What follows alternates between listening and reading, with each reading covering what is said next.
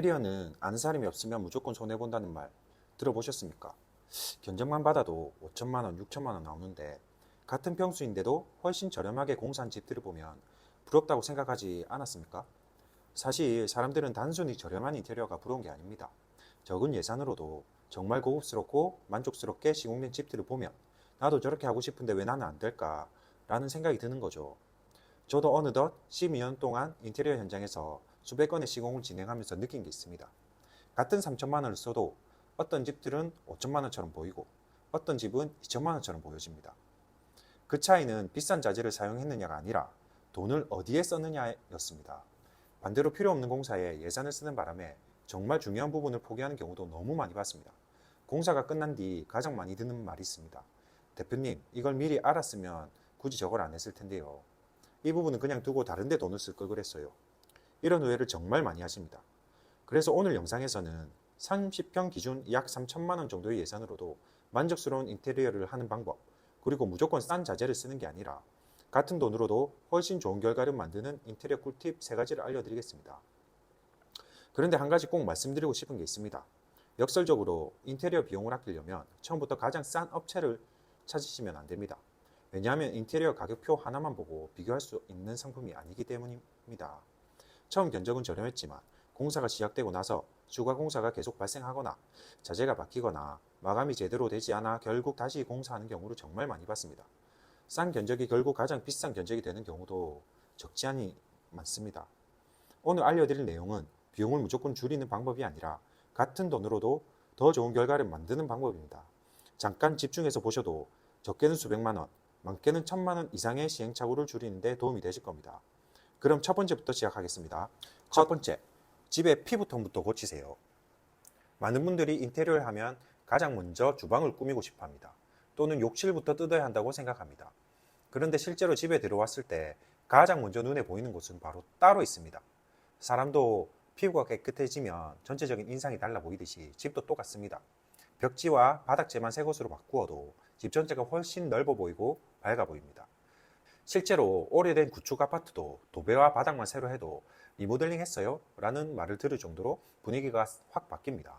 반대로 벽지는 누렇게 변색되어 있고 바닥은 찍혀 있고 긁힘이 있는데 싱크대만 최고급으로 바꿔놓으면 이상하게 새집 같은 느낌이 나지 않습니다. 왜 그럴까요? 사람의 시선은 넓은 면적부터 보기 때문입니다. 벽과 바닥은 집에서 가장 넓은 면적을 차지합니다. 그래서 가장 먼저 분위기를 결정합니다. 분위기는 곧 톤 앤 매너를 맞추는 거지요. 특히 요즘은 화이트 계열이나 그레이지한 톤으로 전체적 통일감을 주는 컬러를 많이 사용하는데 이런 색감은 공간을 실제보다 더 꼭 깔끔하게 보이게 만들어줍니다. 그래서 예산이 부족하다면 저는 항상 말씀드립니다. 비싼 옵션을 하나 포기하더라도 도배와 바닥은 제대로 하시라고요. 집의 피부가 좋아야 나머지 인테리어가 살아납니다. 그리고 도배를 할 때도 무조건 가장 비싼 벽지를 선택하는 것이 아니라 생활 공간은 관리가 쉬운 싱크 벽지, 고급 라인, 방은 합리적인 제품을 선택하는 등 공간별로 예산을 나누는 것도 좋은 방법입니다. 바닥 역시 마찬가지입니다. 가장 비싼 자재보다 우리 가족의 생활 방식에 맞는 자재를 선택하는 것이 훨씬 중요합니다. 아이들이 뛰어다니는 집인지 반려동물이 있는 집인지에 따라 선택이 확 달라질 수 있습니다. 자녀들이 어리면 거의 대부분 시공 매트를 하시더라고요. 반려견이 있는 경우도 장판보다는 마루를 많이 하시더라고요. 결국 집의 첫인상을 결정하는 건 거대한 공사가 아니라 피부톤입니다. 두 번째, 멀쩡한 건 뜯지 말고 과감히 덧대세요. 인테리어 비용이 가장 많이 올라가는 이유가 뭘까요? 많은 분들이 비싼 자재 때문이라고 생각하시는데 실제로는 철거입니다. 철거를 하면 철거비가 들어갑니다. 폐기물 처리비가 들어가요. 철거 후 보수 작업도 해야 됩니다. 공사 기간도 그만큼 길어집니다. 그리고 예상하지 못한 문제도 철거하면서 나오면서 추가 비용도 많이 붙습니다. 그래서 저는 항상 먼저 확인합니다. 정말 뜯어야 되는가? 그 기준은 바로 기능입니다. 예컨대 욕실입니다. 누수가 없고 방수가 멀쩡하며 타일이 들뜨지 않았다면, 그리고 현재 덧방이 시공되어 있지 않다면 덧방 시공만으로도 충분히 깔끔한 욕실을 만들 수 있습니다. 물론 모든 욕실이 가능한 건 아닙니다. 반드시 기존 상태를 확인하셔야 합니다. 하지만 조건만 맞는다면 철거 비용과 공사 기간을 줄일 수 있는 아주 좋은 방법입니다. 방문도 마찬가지입니다. 문틀은 생각보다 튼튼합니다. 문짝보다 훨씬 오래 사용하는 경우가 많습니다. 그리고 리폼이 되는 문틀인지도 살펴보셔야겠지요. 그래서 문틀은 필름을 시공하고 매일 여닫는 문짝만 새 제품으로 교체하는 경우가 훨씬 합리적입니다. 비용도 절약되고 완성도도 높습니다. 샤시 역시 마찬가지입니다. 창문이 잘 닫히고 단열 성능에 큰 문제가 없다면 굳이 수천만 원을 들여 전부 교체할 필요는 없습니다. 샤시는 기능이 중요합니다. 기능이 살아있다면 필름 시공으로도 집 분위기가 완전히 달라집니다. 특히 오래된 갈색 샤시를 화이트 계열의 톤으로 바꾸시면 집이 훨씬 세련돼 보입니다. 여기서 중요한 건 하나입니다. 보이는 것만 보고 뜯지 말라는 겁니다. 기능이 살아있으면 살리고 문제가 있는 것만 교체하세요. 예컨대 유리 백탁 현상, 창문계 배불량, 하드웨어의 노후화가 샤시에서 발견된다면 기능에 문제가 있는 겁니다. 이 경우에는 돈을 들여서라도 샤시를 교체하셔야 합니다. 집은 내부 마감재와 구성을 바꿔서 아늑함을 느낄 수 있습니다. 하지만 기능적인 문제가 해결되지 않는다면 아늑한 대신 불편함이 들이닥칠 겁니다.